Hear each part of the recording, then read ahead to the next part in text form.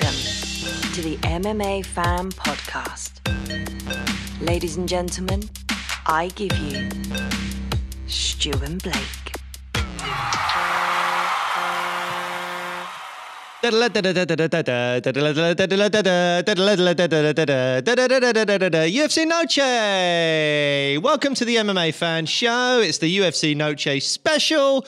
We've just come off the back of UFC 306, UFC Noche. I'm joined by Stuart Hwethen. I am Blake Harrison. How's it going? It's going all right. It's going all right. I mean, it's quite early we're doing this today, isn't it? Yeah, we're doing this earlier than normal. We're, I feel like I was literally, I went to bed last night and I just woke up and it was like, get to the studio quick. And so, yeah, I've had one little coffee. So, fire me. I mean, that intro fired me up a little bit anyway. I quite like that. Yeah, I didn't expect that. So, I'll tell you what else is going to fire you up, mate. What? The old fat candy. The fat candy Skittles. I mean, you can see here, if you are watching this on YouTube, they're basically gone. They're basically empty, but they are the sugary treat that we all need, aren't they, Stu Whiffen? Well, they do. And I just said about I'm going to go and get some Skittles down me to fire myself up for this. They've literally all gone. There's like a couple of little bits and bobs. So we might have to open one of these packs. Now, these packs are the freeze-dried pick-a-mix. So if you're not on YouTube, you can hear it now. But they're a bag, and basically it's got all the best ones in this like kind of pick-a-mix grab bag. So it's a really good way to kind of test all the different freeze-dried sweets, and then once you know which ones are your faves, then you can order the little tubs like this. And we've been chatting to the team at Fat Candy last week, and seems like everything is going great guns for them. So props to them. Thanks again for the Happy Gilmore ice hockey shirt. And if you want to try the Pick a Mix goodie bag or any other products, head over to Fat Candy's website. We tag them in all of our posts. So give them a follow on the socials, and you can save some money by using the little discount code, which is Sweet MMA. So go over Fat Candy, discount code Sweet MMA. If you don't want to buy some sweets, just give them a follow on the socials, because it all helps them, and it shows the people over there that sponsoring this show helps. Yes, and as Stu said, he's only had one coffee this morning, so if you want to be incredibly kind to us, go to the show notes. Oh, you're good, mate. You are good. See that seamless segue in there? And you can buy Stu a coffee to help him get through these very difficult early mornings. It's just a way of saying a little thank you to us for the content we're providing, because, it's just nice, isn't it? Yeah, we're doing it for free. We're doing it for free, baby. Thank you very much. If you are someone that has donated a little buy me a coffee. What is it? Buy me a coffee? Buy me a coffee. Buy me a coffee. Links in the show notes. Links in the show notes. Let's crack on. And new. Well, do you know what? Before we get on to the fighters, the star of the show, undoubtedly for me, was The Sphere. So what did you feel about the whole aspect of The Sphere whilst watching it at home?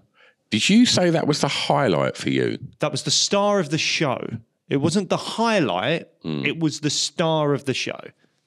I was pretty underwhelmed. What? So, what I was expecting, so when you see like gigs and stuff like that there, when like I think you two may have opened it, or they were one of the first, like it was 360 inside. Yeah. And my thoughts when Dana said they were going to do UFC there, I thought the octagon would be in the middle and everything would be going on all over it. And it wasn't. It was, the octagon was at what looked like the back, and there was a screen behind it. The screen looked amazing, make no mistake. It looked insane. But it wasn't all like 360, which is what I thought it was going to be. And what I thought that done, having the octagon there, I'm just going to get my miserable bit out of the way. It is early. Sure, yeah, classic Whiffen. Yeah, here we go. But having that octagon at the back meant that the crowd weren't 360, and I thought it sounded a bit half-assed. I didn't think the crowd was the usual roar you got from a UFC crowd, because it was normally 360 with the octagon in the middle. I felt the crowd weren't that, they probably were absolutely loving it, but it felt that you didn't get that roar like you normally do at a UFC event. Is that also because it was a bunch of, let's be perfectly frank, relatively wealthy people that are spending minimum like 1,500 quid on a ticket. And, you know, it's not exactly like when the UFC goes to Paris or London or Dublin or wherever it might be. Everyone's had 8 pints of Kestrel and they're losing their shit. Everyone's off their face. So, you know, and we spoke about that, didn't we, in the pre-fight show, that it could be a bunch of, you know, businesses that have bought boxes and all that kind of stuff for the Sphere and spent loads of money, and it's not necessarily your regular UFC crowd going to an event like that. Possibly. I don't know. But for me, like, even watching it at home, I was like, I just loved.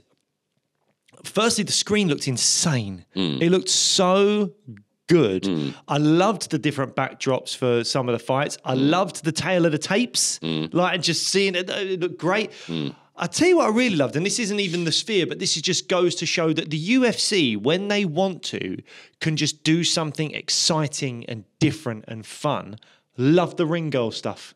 I'm usually, like, I'm watching these cards usually on a Sunday morning. My wife and kids at some point will get up and watch it. And there's a little part of me that's slightly embarrassed when the ring girls are walking around in scantily clad outfits and I've got my kids there or my wife there. And I'm like, I'm not really interested in that. I don't care. But when you're saying, oh, the theme is Mexico through the ages, and you've got the kind of bandito outfits and the kind of stuff that looks like Encanto, the floral dresses, and then you've got the futuristic outfits and the gold things. I'm like, that was great. And my daughter even watched bits of it and was like, oh, tell me when the new costumes come on. Oh, right, that's and I was like, and I know that's not why we're watching mixed martial arts. And there's probably a lot of people listening to this now that don't have kids that are rolling their eyes going, as if we care if your daughter wanted to see the costumes or not. And I hear you.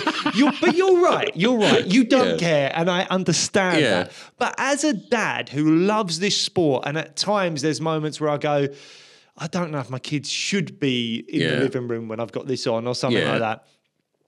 It was great. That did something for me. I liked it. And I enjoyed it. And it didn't have to be scantily clad and all that kind of stuff. And it could just be, oh, that's interesting. What costume are they going to do next? How's that going to do? Oh, that looks great. That looks like, and I thought that was just another added moment to the theme of the whole show. That I thought was just fantastic. And the UFC doing something that was really fun and interesting and different.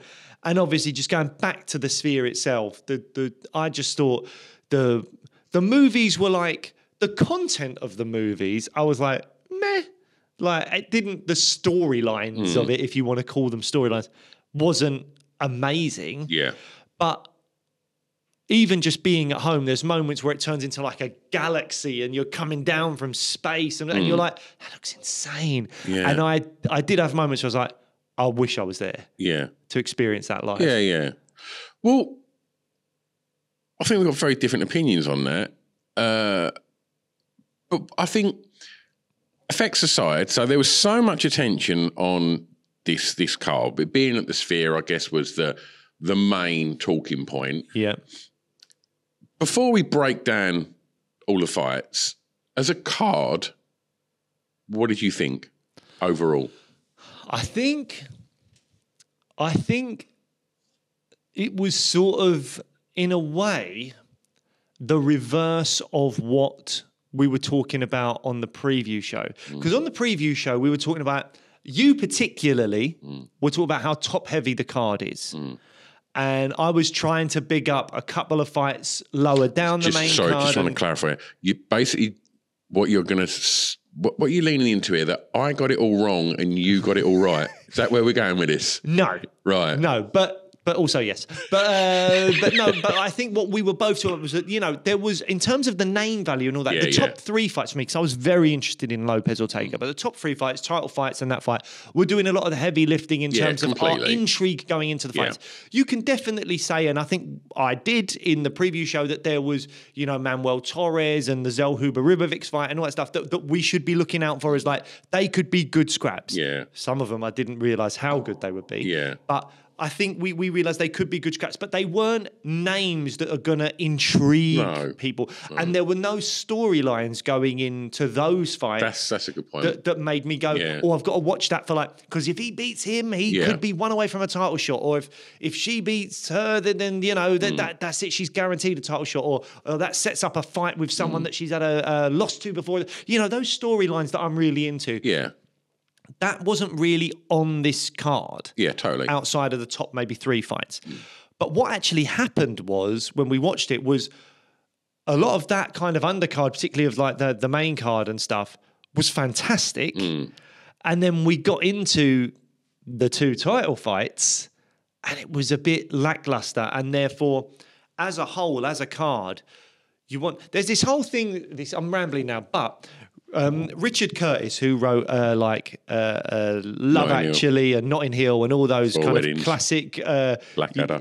Yeah, he wrote all those kind of classic kind of 90s and maybe early noughties, like British rom-coms that did incredibly well in the States that all MMA fans are clearly going to be really into. Yeah. Where are you going with this? He used to say that if you're doing a TV show, the first 10 minutes has to be the most important thing because you keep people watching. But if you do a movie, and I think of pay-per-views as like watching a movie. When you watch a movie, the last kind of 10, 15 minutes has to be the best thing about it. Okay. Because that's what people walk out of the cinema talking about. And I think the same thing with a lot of pay-per-view cards. You can get cards that have got banger after banger after banger, and then you get to the 2 title fights, and you see 5 rounds of wrestling, minimal action, all that kind of stuff on both those fights. You go out there with a bit of a lackluster kind of response to it. And I think had Sean O'Malley knocked out Merab, or had Merab finished O'Malley in the first round by submission or something like that, we would be coming out and going, it was a great card because we had this, and this, and it ended with that. But because it ended with a bit of a whimper with both those title fights, I think we come out of it going, it wasn't great. So how do you feel about the card as a whole? Exactly that. Yeah. Exactly that. I mean, should we get into it? Let's do it. So we'll start with Sugar versus Merab. And I don't think any of us expected that. Like, are you now going to tell me that you did expect that? No, I was saying to you in the preview show, it was either going to be a first or second round knockout for Sean, or it's going to be like a 50-45 Merab. Yeah. And I think that was... I didn't know which way it was going to go. Yeah, well, congratulations. You got that one right as well. Everyone listening to this is either like, Stu doesn't know shit or Blake is an arrogant prick. One or the other. Look, I was so excited for this fight. And I don't know, but as it was playing out in front of me, I was thinking, well, of course, this was probably going to happen. Like when he got to the 3rd round, it was like, Merab's going to do what Merab does. Yeah. And I think his game plan wasn't the most exciting, but very, very effective. And as the fight was going on, the more I was watching O'Malley, I was thinking, he's got no answers to this. And it didn't feel like that thing when you watch a Pavlovich or something, you just think any moment now, bang, he's out. It felt that like, that main thing that you think Sugar's going to drop him didn't really feel like it was going to, because he stayed at such range and then took him down. And like, I thought he just fought the perfect fight. Yes, it wasn't that exciting, but Merab's not an exciting fighter. He's an effective fighter with his style. I thought Sugar just, I don't know, he just looked like he weren't really there. I didn't think he was gunning for it. I think he must have known getting into the championship rounds that he was well down on them cards. Well, and Dana said he came out and looked flat. Dana said he thought Sean looked flat. Yeah, and I mean, in that last round, he got that what looked like a sort of front, like a teep to the solar plexus, I'm presuming. Yeah, and so that was the most technical you've ever said. Teep to the solar plexus, not the stomach, not the body, the solar plexus. But it looked like Merab was that hurt. And, it really hurt him. Yeah, and I think, I don't know. I just think he should have just absolutely pantsed on him then, and he looked like he was just trying to get that spot again. Yeah. But I don't know. I think he didn't just go down on his shield. And I know that lots of fighters don't. Mm-hmm.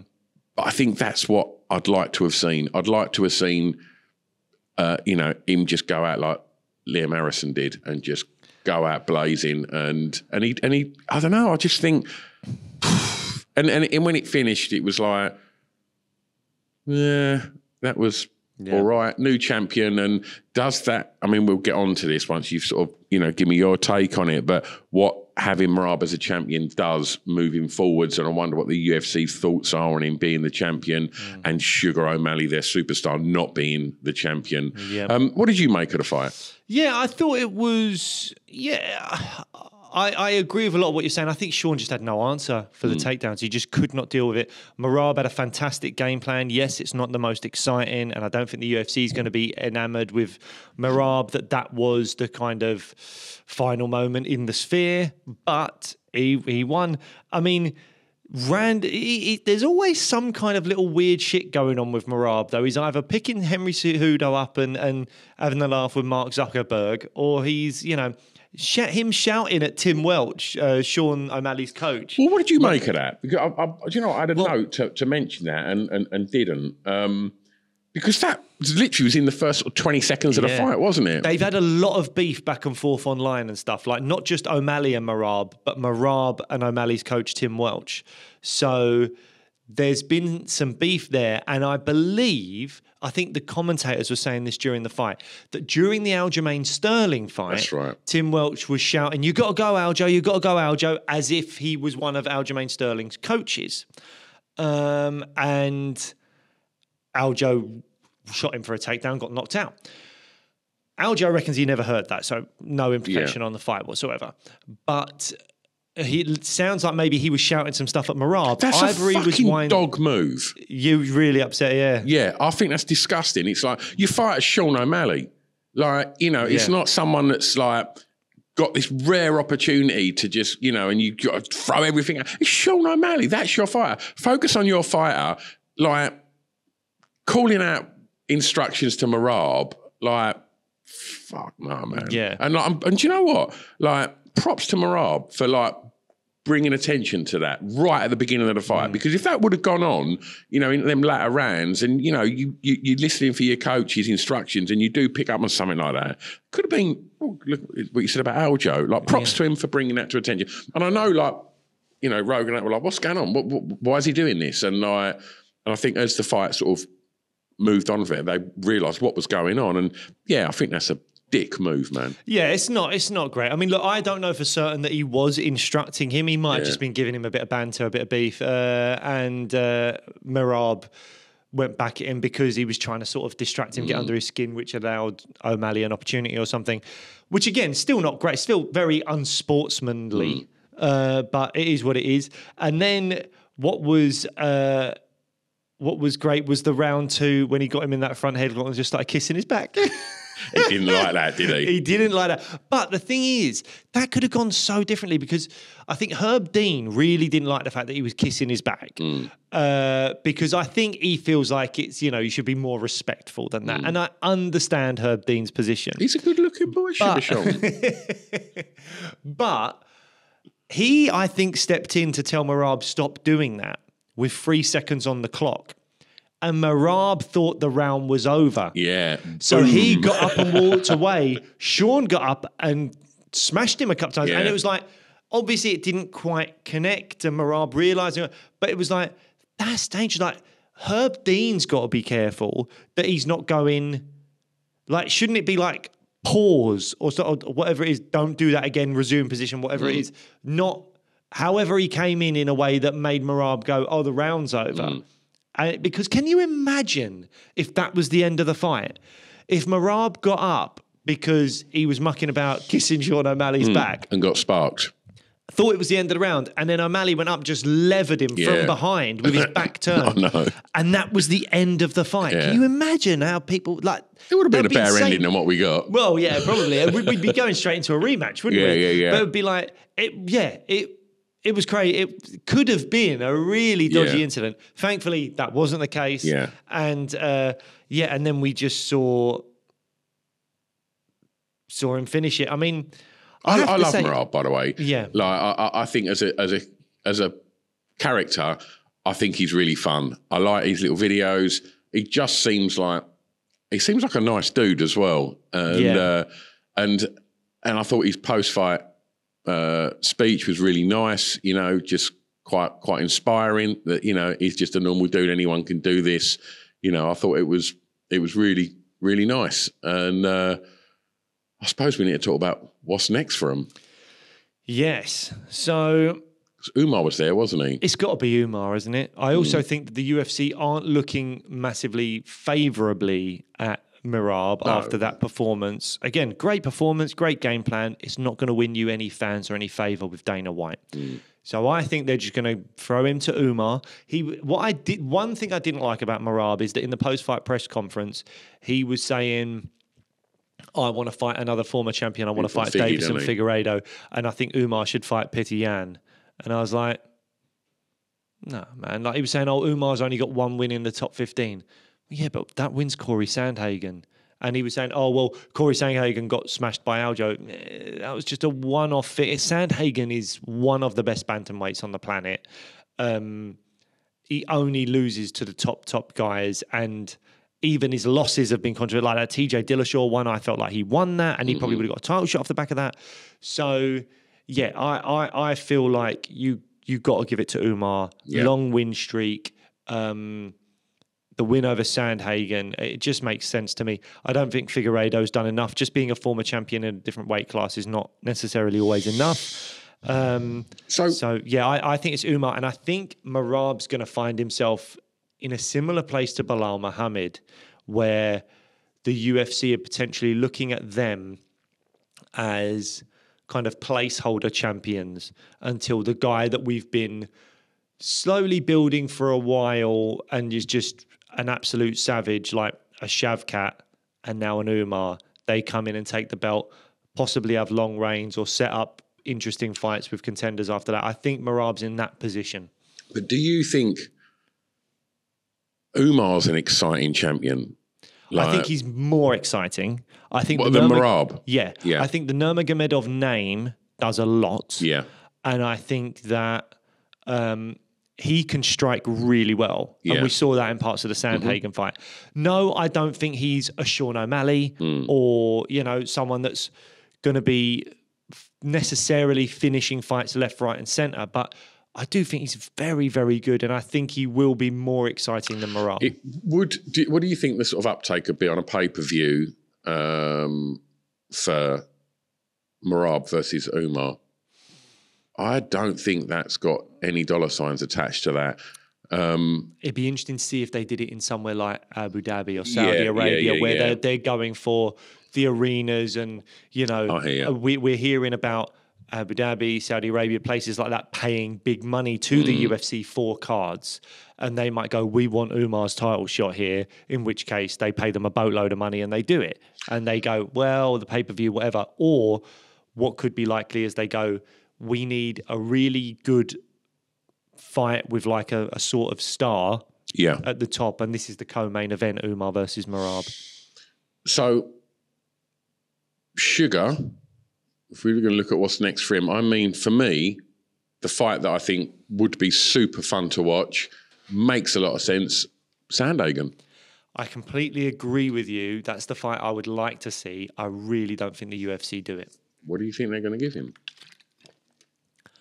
I wonder if they might give him Henry Cejudo, because I think they're probably looking, and I can check this now in the bantamweight rankings, I'm looking at who in the rankings is someone that they go, can O'Malley deal with this guy? And I think Sandhagen is too well-rounded because he can wrestle and strike. Cejudo is one of these ones. I mean, they could give him Figueiredo, to be fair, Sean O'Malley. Figueiredo could be an interesting one. Cejudo, obviously a wrestler, and that would be problematic for O'Malley. But I don't think he'll be as fast as Merab was. He doesn't have the cardio that Merab has. And Yeah, I think there's definitely a world in which O'Malley can land on Cejudo better than he can land on Merab. And also, it's a big name. It's still kind of interesting in that way. I don't think so, mate. Well, let's look at that division, though. So Merab's a champ now. Umar's probably getting the next title shot. O'Malley's beat Petr Yan. Yan's already tweeted out saying he wants a rematch, but I don't think O'Malley goes to that well. No. Corey Sandhagen, I think, is an incredibly tough matchup for him. He's long and rangy, which takes away one of Sean O'Malley's best attributes. He's a great striker and he can wrestle. I just think that's too much for Sean, and I don't think the UFC would do that, as much as I would personally love to see it. Davison Figueiredo, maybe that's the one then. Henry Cejudo, I think that makes a lot of sense. They've been going back and forth for a while. I worry about that. After that, it's Marlon Vera, Song Yadong, Rob Font. I mean, you're starting to get 7, 8, 9, 10 down the rankings. None of them are worth discussing. Yeah. So what do you do? It's Davison or Cejudo then, right? See, for me, I think if they look at Cejudo, I think they'd be worried that, yes, I agree on all the things that you said about him. He's not got that cardio. But I do worry that his wrestling would be too much. We've seen that Sean is struggling with wrestlers. So you give him one of the best wrestlers. Yeah. I don't know if that's the fight they give their golden boy that's just lost his belt. I don't know. I think Sandhagen, there's a good opportunity that a lot of that will be on its feet. But then maybe Sandhagen looked at that fight and just thought, I would take him down and tie him up. I don't know. I think that's the fight that I think the UFC know will sell a bucket load of pay-per-views. I actually think I thought of something that would be better for the UFC in terms of protecting Sean O'Malley, but also Sam Alvey. Something Sam Alvey. So I'm just looking it up now. It's a big step back. He's 14th. Dominic Cruz doesn't have a fight booked. And Dominic Cruz would be all over that because it's a huge fight against a guy on top of the rankings. But I think Sean O'Malley would be interested in that fight as well. It would be very transparent that the UFC is trying to protect him. But I think fighting a former champion, fighting a massive name, Dominic Cruz could be a really good shot. And there's another option as well. Jose Aldo is fighting Bautista in October, maybe. Mm-hmm. Is he on the Jones card? I don't know. That would be November. It's either that or it's or he's fighting in Abu Dhabi. I can't remember, but he's fighting in the next couple of months against Bautista. If Aldo wins, you could do Aldo Sean O'Malley. That's a striking match I would actually love to see. Like, you tell me you've got Aldo, Sean O'Malley squaring off in the octagon. I'm on that. I'm all in on that fight. I think that'd be a fantastic striking battle. I think Sugar will put Dominic Cruz away. I think he would too, but I think that's why the UFC would book it. Yeah.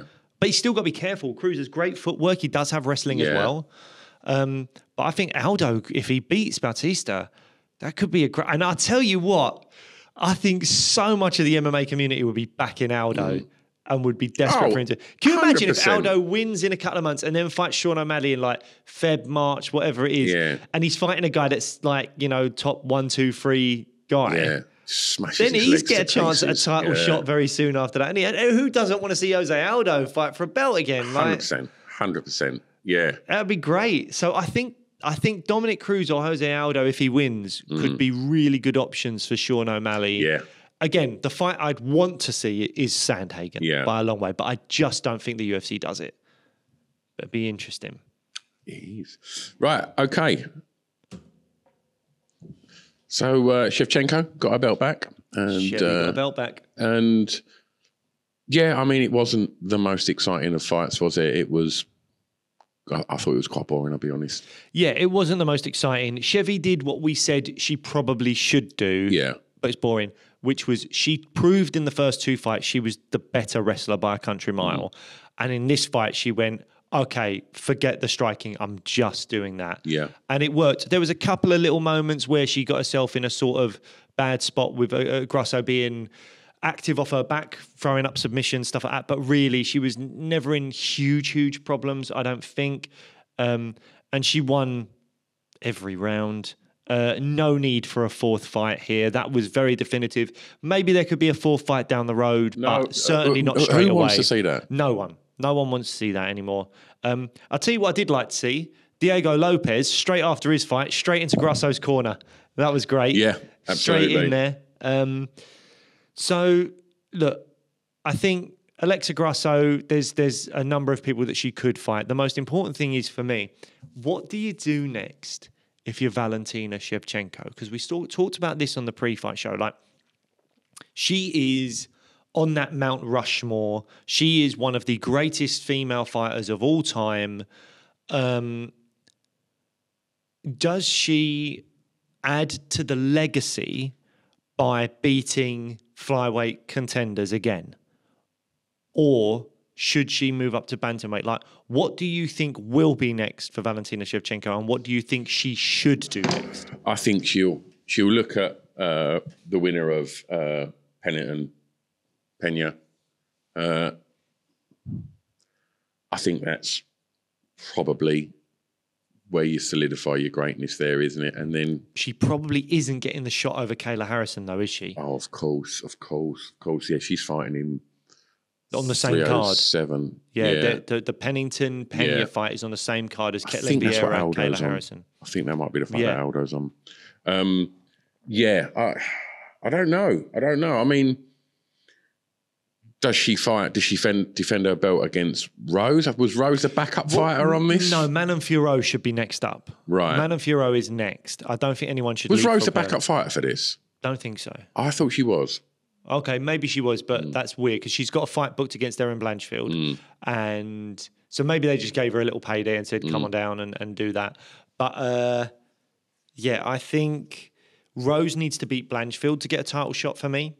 Natalia Silva is kind of around that kind of title conversation now. But I think next up for Shevchenko should be Manon Fiorot if she's staying at flyweight.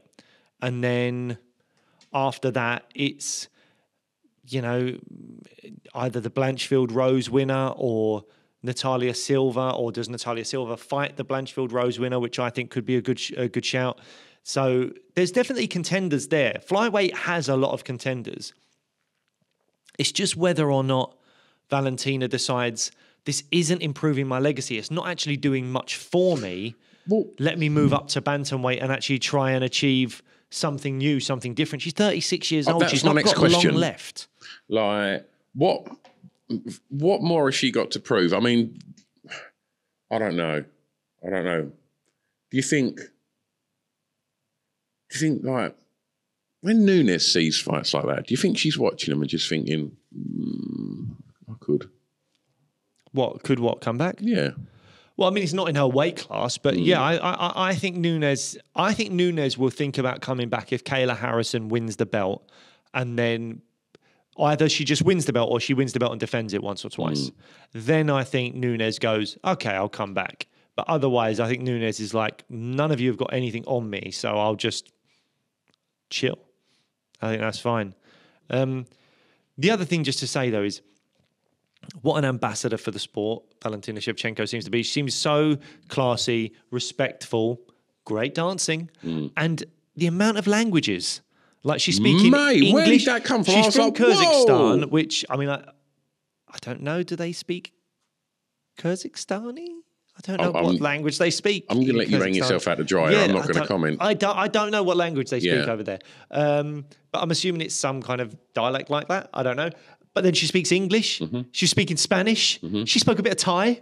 Like, what an ambassador for the sport. Yeah. Oh, she's unbelievable. She's one of the best to ever do it. And it's a shame because she's so good at Muay Thai. And I'd love to have seen more of it at the weekend, but that wouldn't have won her the fight. She done what she needed to do to win the fight. And I don't know. I'm interested to see what's going to be next, but couldn't echo your thoughts on what a legend she is, and what a great ambassador for the sport.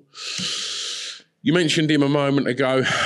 He's dreaming and he's believing and he's making it happen, mate. He really is, and with an absolutely fabulous mullet to boot.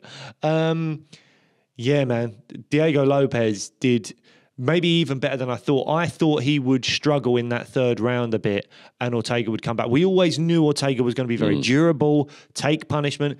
The fight went exactly how like the Yair Rodriguez fight went to begin with. He got dropped early, was smashed about in round 1. And then you had moments where you were like, okay, is he going to come back now? And he didn't. Lopez, for me, won every single round. Slowed a little bit, but not as much as I thought he would. It's got to be a huge fight next. He's going to be ranked 3rd. Well, he called for the belt, and I think that's not happening yet. I don't think that's happening yet. And also, I want to get onto that in a moment. He could be backup fighter. Like Ortega, not Ortega, Topuria versus Max might need a backup fighter. And I know everyone was probably expecting Volk to do that. Yeah. But I think Volk should just do whatever fight he's doing, and that's it, 12-week training camp, and commit 100%. No late notice, backup fights, anything like that. Diego Lopez coming in to be the backup fighter for that, I think could be great. I don't know. I mean, I was watching it, and I was really enjoying it. And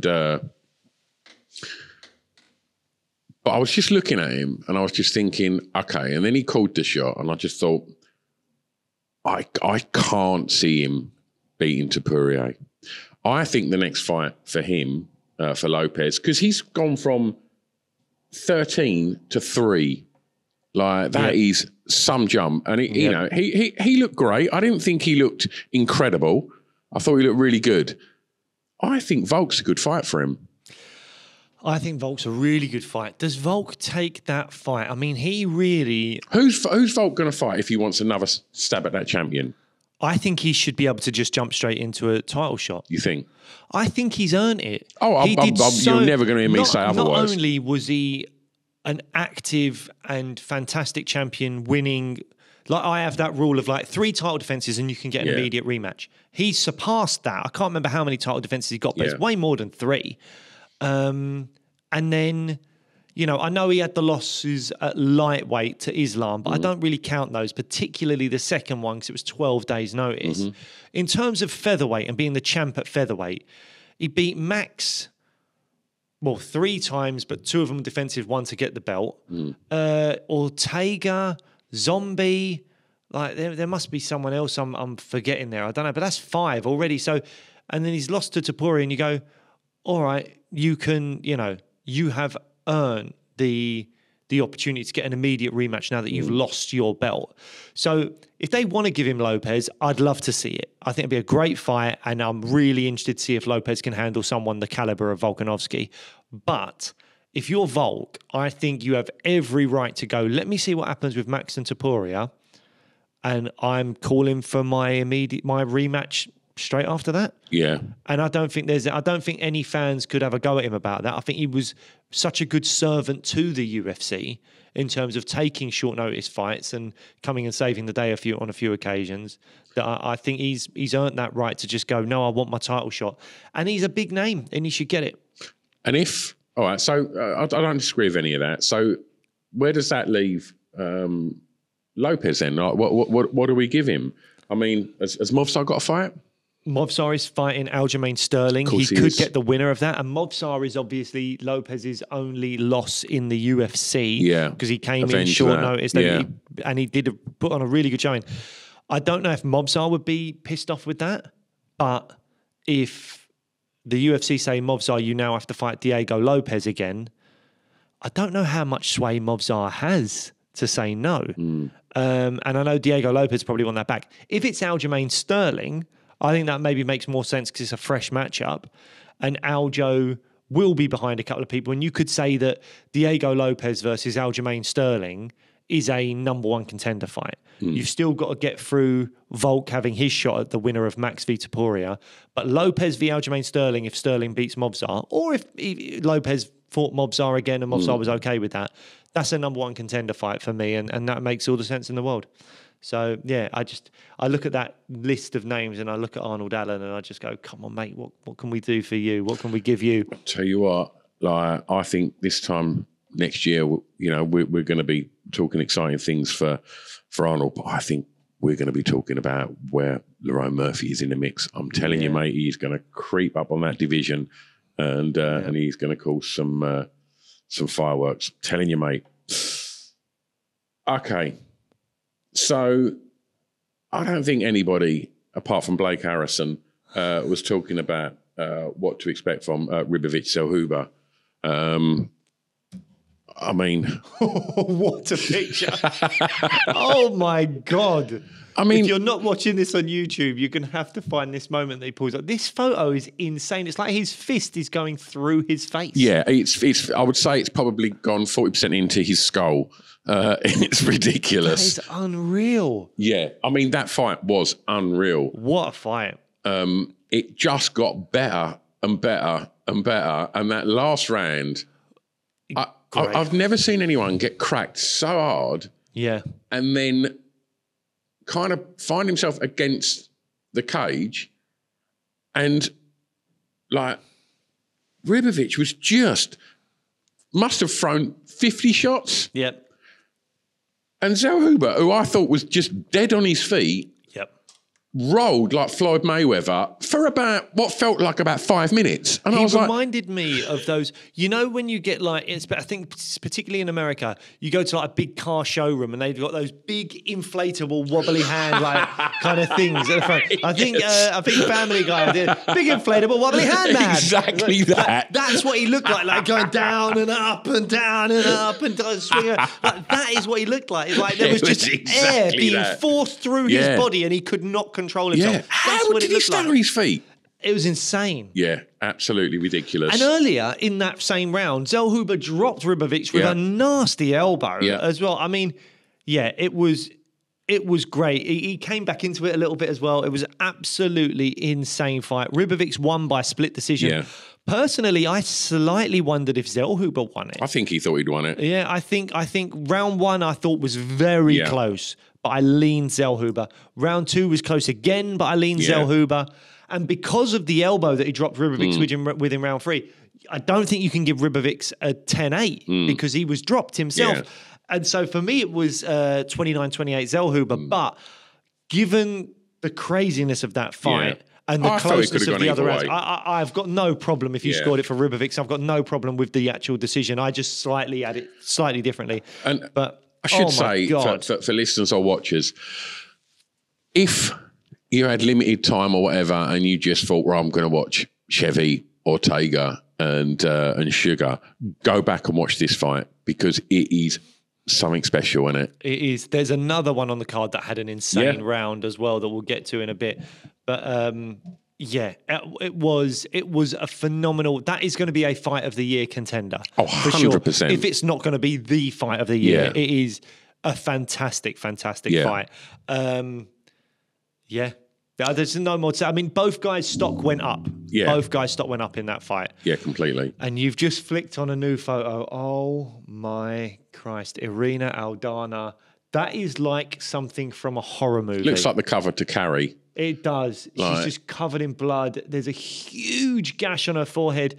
And the really unfortunate thing as well was that it was caused by a clash of heads. Yeah. It wasn't an elbow, it was a clash of heads. It was so unfortunate. And it clearly impacted a bit of the fight. But I mean, what a warrior. Yeah. To have all that blood all over her face, going in her eyes, everything. She kept just coming forward. Phenomenal stuff. It's not I wasn't just that even cut able on to her score head. the fight properly because of that cut. I was just so in shock at the state of the cut. Because she's got a cut there above her eye and she's got a cut on her nose as well. And there's a video which is really, really unpleasant that maybe someone in her team has put up and it's gone sort of on the socials. And they literally, before it's being stitched, they're opening that cut on her head. And at one point, I'm sure you can see like where the skull goes into like the eye socket. You said you could see her brain. My wife was in the room at the time. She always picks the worst times to come and like sit in with the fights that are going on. And she saw this and she was just like, oh my God, look at all the blood. And then always what my wife says is like, oh my God, the other woman has her blood on her. Like she's always really grossed out. And understandably, when someone is covered in blood and it's not their blood, it's someone else's blood. So that really grossed out. And then there was a moment when the fight was over where they did sort of like almost peel it back a little bit or something. And it was like you could see the tissue, and it looked like you could see her brain through her head. And you're just like, fucking hell, that is nasty. It's really, really bad. And I feel so sorry for her that it was a clash of heads as well. If it was an elbow, you're like, well, look, that's part of the game. You haven't defended. Clash of heads, you're like, that's so unfortunate.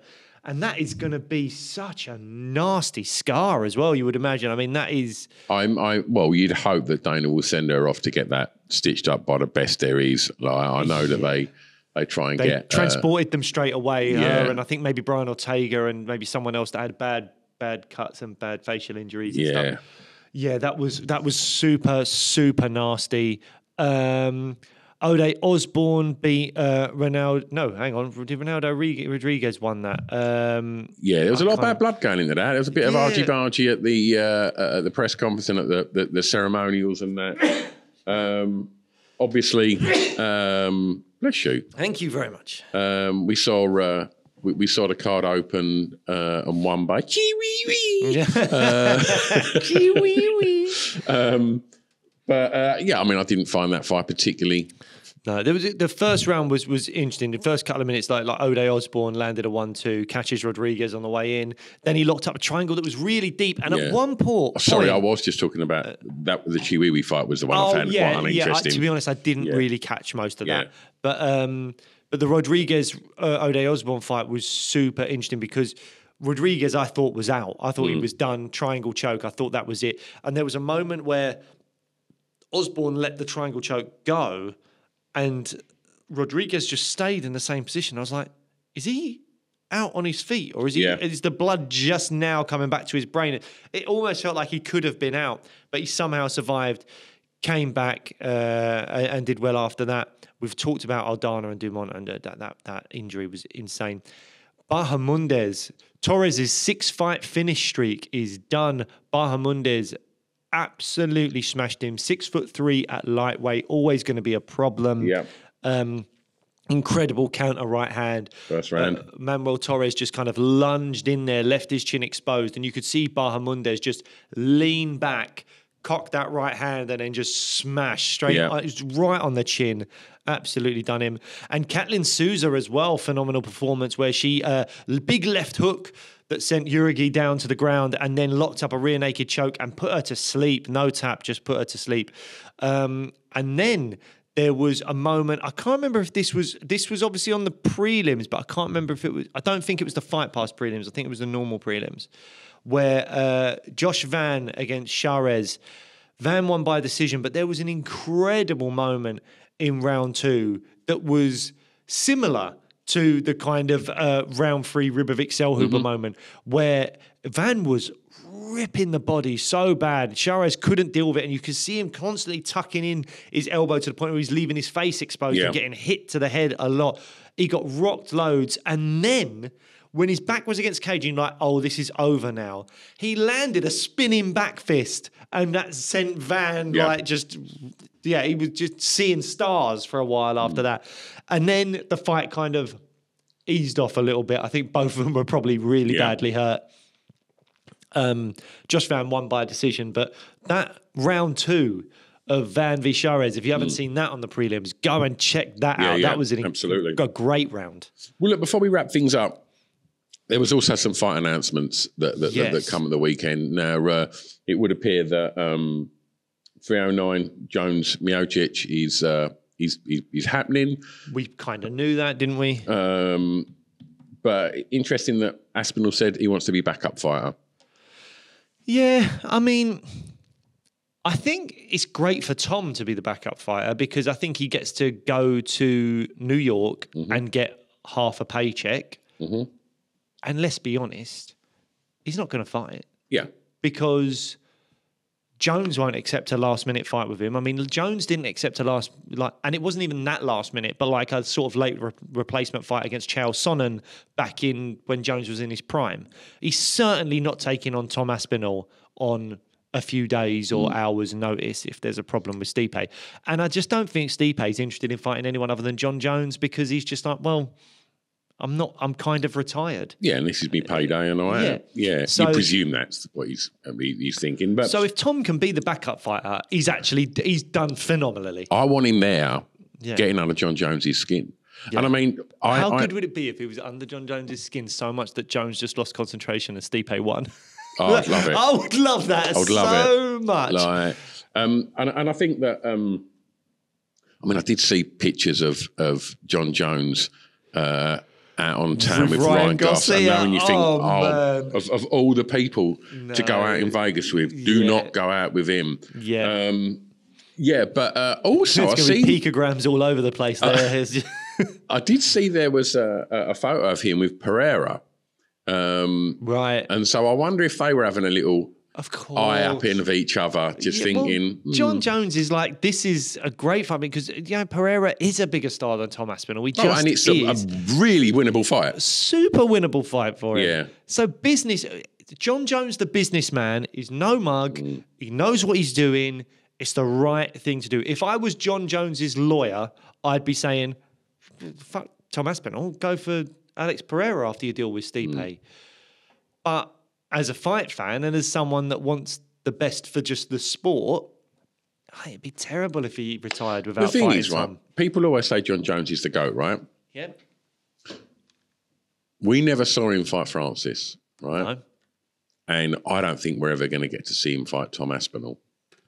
And I think that's a shame because in the last 5 years, 6 years of heavyweight UFC, like Francis was the most terrifying fighter that we'd seen in years in that division.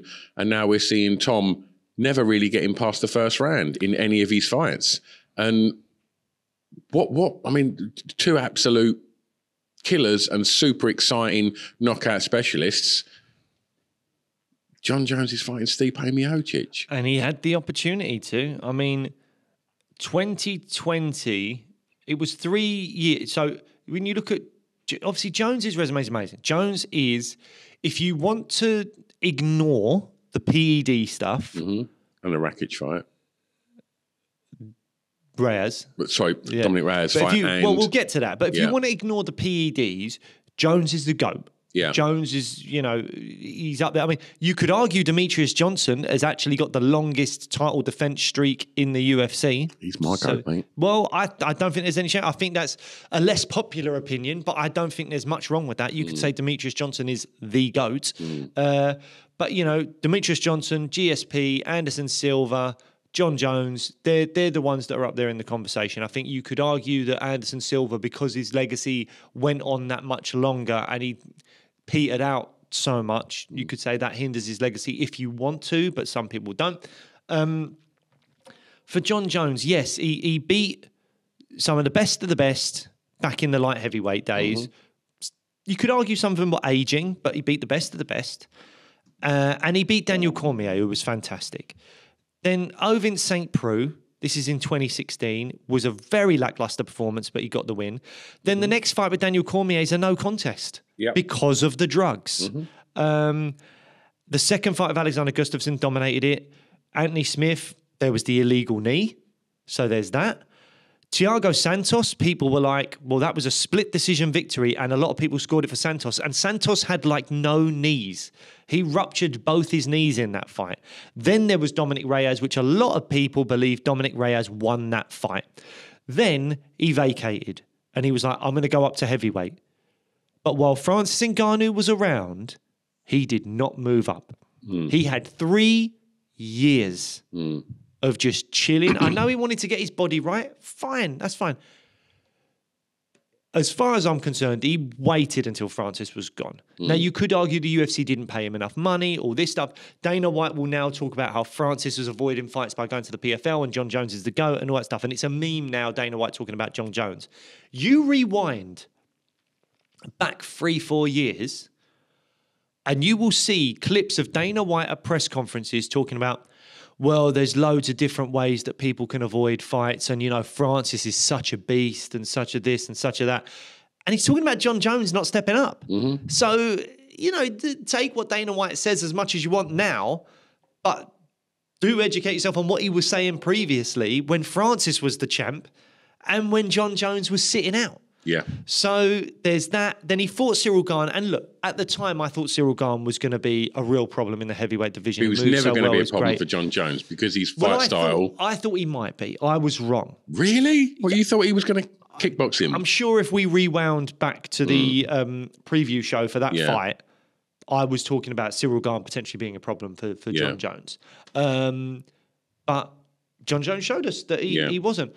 But Cyril Gane is not Tom Aspinall. Cyril Gane might not even be Sergey Pavlovich. I don't know. Like we'll have to kind of see what happens with the future of Cyril Gane. But in terms of stylistic matchups, Gane's lack of defensive wrestling is just. It makes it an easy fight for John. Yeah. Tom Aspinall's not that guy. So you can argue that John Jones is the greatest light heavyweight of all time. He might be the greatest fighter of all time. He's not the greatest heavite. Even if he beats Stipe, he's not the greatest heavyweight. Because a win over Cyril Gane and a win over a 40-odd-year-old basically retired Stipe, who hasn't fought in 4 years, and his last fight was getting knocked out by Ngannou. That does not count towards your being the greatest heavyweight. Like, it's not the same thing. So, yeah, John Jones can be your GOAT, no problem. But don't start using his heavyweight resume as a way to make that point. Yeah. Because it doesn't fly. Yeah. Cyril Gane and a 40-odd-year-old retired Stipe does not count. Tom Aspinall's heavyweight resume is much better than John Jones's heavyweight resume. Well, speaking of fighters that we keep hoping we're going to see fight the right fights, and it just never seem to happen. Conor McGregor, it doesn't look like that's happening. We've seen Chandler versus Oliveira has been announced. And has there been any word? I've not seen anything as to why Conor's not fighting and why that fight's not happened. Is all the attention on, hey, Chandler's fighting Oliveira, look how good this is, and don't worry about that. Yeah, I think that, we can all make our assumptions on what's going on with Conor and seeing videos of him having drinks and promoting Forged Stout and all that stuff, whatever it is. Fine, yeah, do your thing. I do feel slightly sorry for Chandler that he's been sort of led along for this long and it's not worked out. But I understand why he's stuck with it as long as he did. And now he's just gone, I've had enough of this. I'm just going to take a fight with someone else. And he's got a phenomenal fight in Charles Oliveira. He gets to have revenge for the title fight that he lost. If he wins it, he could be the next fight for Islam Makhachev. That makes sense in terms of his name and what a win over Charles Oliveira does. Obviously, Makhachev's got to take on Sarukian first. But, yeah, I mean, I'm disappointed that we don't get Dan Hooker, Charles Oliveira, because that's a fight I really wanted to see way more than Chandler. But it's a great fight. It's a fun fight. Chandler needs to fight someone, and it looks like Conor maybe just won't fight again. Well, what's he got? 2 fights left on his contract? 2 fights left on his contract. And Chandler is saying, like, all fights go through Nashville, Tennessee, and Michael Chandler for Conor McGregor. He can't come back and not fight me. He definitely can. He can do what the fuck he wants. He can do what the fuck he wants. And if the UFC can talk to Nate Diaz and bring back Nate Diaz, or bring back Jorge Masvidal, who's been talking about coming back, that's a way more interesting fight for Conor. I don't think he cares about Michael Chandler. Michael Chandler does nothing for him. Whereas I think the Nate Diaz trilogy fight, there's bad blood there. There's, he's a huge name. It's maybe a more favourable matchup. Well, it's definitely a more favourable matchup as well. Of course it is. Jorge Masvidal's the same. Yeah, they're winnable fights for Conor. I don't think Michael Chandler's a winnable fight for Conor. I think it's winnable because Chandler ignores his own wrestling. That's why I think it's winnable. But I still think it'd be tough for him. Yeah. Another fight that was announced, Bo Nickel to fight friend of the show, the Bear Jew. Yeah. That's an interesting fight, that. I think what we've seen is unfortunately, we've seen Paul get clipped a few times in recent fights. And we know when them fights go to the ground, that's his domain. And you know that he's spectacular there. What you don't want is Paul going to the ground because he's been clipped. And what little we've seen of Bo Nickel so far, obviously they've strapped a rocket to him. We've seen that he seems to be favouring striking quite a lot. and he seemed to be wanting to sort of push that a little bit. I'd love to see some high level wrestling against some high level BJJ in this fight, and I'd love to see Paul get a win and stop that hype train, because we're big fans of Paul Craig, and but it's a tough fight for him, and I do think great wrestling usually beats great jiu-jitsu. But we'll have to wait and see. I mean, on the feet, it'd be interesting. Yes, Bo's had moments where he's fell in love with his hands a little bit, but it's not too much. And I don't think that Bo's got any kind of crazy skills or power that should really damage Paul Craig. But we'll have to wait and see. It could turn into a sloppy kickboxing match and be sort of interesting in that sense. Bo Nickel will be incredibly athletic and probably have a big speed advantage over Paul Craig. But if Bo Nickel is just like, I'm shooting straight for the takedown and I'm going into your world, that'll be super interesting to see. And Paul Craig would probably love it. Yeah. So it'd be great to see maybe, as long as there was activity, that's one of those rare fights where I go, oh, I'm happy to watch 15 minutes of this on the ground, because I'm fascinated by what Paul can do off his back. Yeah. And he will be on his back. Yeah. So that would be really, really fascinating. But if Bo's got the ability to just stifle him, then that could be quite boring. Yeah, but it's one of those fights where I go, I'm interested because I don't know how that would work. Will it be a sloppy kickboxing match? Will it be going to the ground and we'll see two elite level, grapplers, jiu-jitsu wrestlers, and all that kind of stuff? That'll be interesting to see where that fight goes. Absolutely. Was there any more news that we wanted to talk about? I don't think any that we will necessarily need to talk about on this, but we will see what there is for next week if we delve a bit deeper into some of the news we've talked about, or because I think the UFC's got a week off this week. So next week we'll see kind of what we've got going on, and we'll come at you with maybe some news or some information that's going on in the world of MMA. Absolutely. Head over to Fat Candy, use that discount code SWEET MMA and get yourself some tasty treats. I've just finished the Skittles. Tried not to chomp in the microphone. Thanks ever so much for listening or watching and supporting the show. There have been some absolutely delightful comments on YouTube from you lovely people that have been watching. Thank you so much for that. Tell your pals about this. If you've got mates that are into MMA, send them a link and tell them to get stuck in. And if you're new listeners or watchers as well, go and have a look in the archives, because we've had a real who's who of mixed martial artists on the show, all your favourite fighters. So many of them have been on. We've mentioned Volk on here. We've had Volk on twice, and so go check them out, because that's a great chat. Just go and have a good old rummage in the archive. We'll be back next time. We done. Bye.